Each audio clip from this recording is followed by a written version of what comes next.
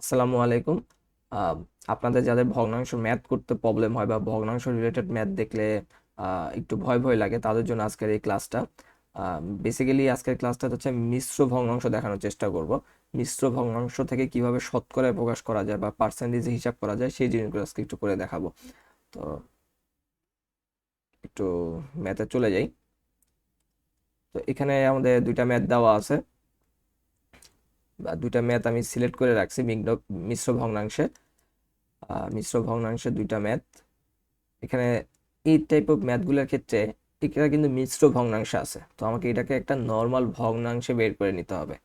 Normal ভগ্নাংশে কিভাবে করতে হবে, যে এই যে নিচের যে সংখ্যাটা আছে 4, এই 4-এর সাথে এই পাশে যে একা সংখ্যাটা আছে একে গুণ করে দিতে হবে।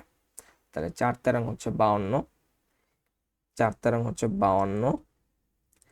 এরপরে এটার সাথে হচ্ছে উপরে যে সংখ্যাটা আছে সেই সংখ্যাটাকে যোগ করে দিতে হবে। তাহলে 52-এর সাথে 3 যোগ করলে হচ্ছে 55। এই 55টা যাবে হচ্ছে গিয়ে উপরে উপরে, আর নিচে থাকবে হচ্ছে গিয়ে এই যে 4 সংখ্যাটা আছে এই সংখ্যাটা থাকবে হচ্ছে নিচে। তাহলে এই মিশ্র ভগ্নাংশটা হচ্ছে আমার একটা নর্মাল ভগ্নাংশে রূপান্তরিত হয়ে গেল। এখন এই মিশ্র ভগ্নাংশের পাশে কি ছিল, একটা পার্সেন্টেজ ছিল। তাহলে এটার পাশেও একটা কি থাকবে, পার্সেন্টেজ থাকবে। আচ্ছা, আর পার্সেন্টেজ থাকা মানেই হচ্ছে আমরা লিখতে পারবো 1/100, 1/100।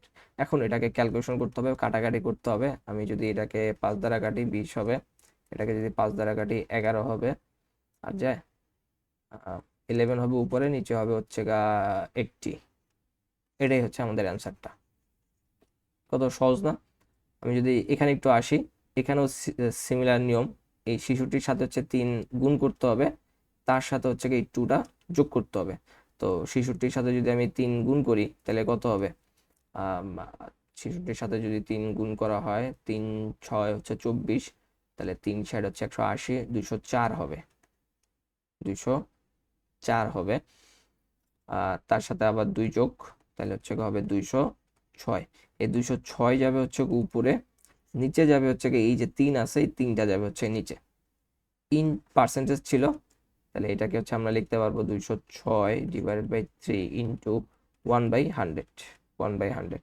এখন এটাকে কাটাকাটি করলে যেটা হবে সেটাই হচ্ছে আমাদের অ্যান্সার। তো 3 দিয়ে যদি এটাকে কাটি, 3 6 18, হাতে থাকে 2, 26। এটা ভগ্নাংশ চলে মানে দশমিকে আসার পসিবিলিটি থাকতে পারে। আমি যদি 3 দ্বারা না কেটে এটাকে হচ্ছে 206/3 ইন্টু 1/100, 2 দ্বারা কাটি, এখানে হবে 50, এখানে হবে হচ্ছে 103। তো 103কে তো হচ্ছে 3 দ্বারাও ভাগ যাবে না, 2 দ্বারাও ভাগ যায় না। তো জিনিসটা দাঁড়াবে হচ্ছে এরকম 103/150, এরকম আছে। আরো যদি ছোট করা যায় কাটাকাটি করে আরো ছোট করতে পারবো আর কি। তবে টেকনিকটা হচ্ছে এটাই, যে মিশ্র ভগ্নাংশটাকে প্রথমে একটা নর্মাল ভগ্নাংশে রূপান্তর করতে হবে, আর পাশে পার্সেন্টেজ থাকা মানে হচ্ছে 1/100 দ্বারা গুণ করে দিতে হবে। তাহলেই দেন ক্যালকুলেশন করলে আমরা অ্যান্সারটা পেয়ে যাব।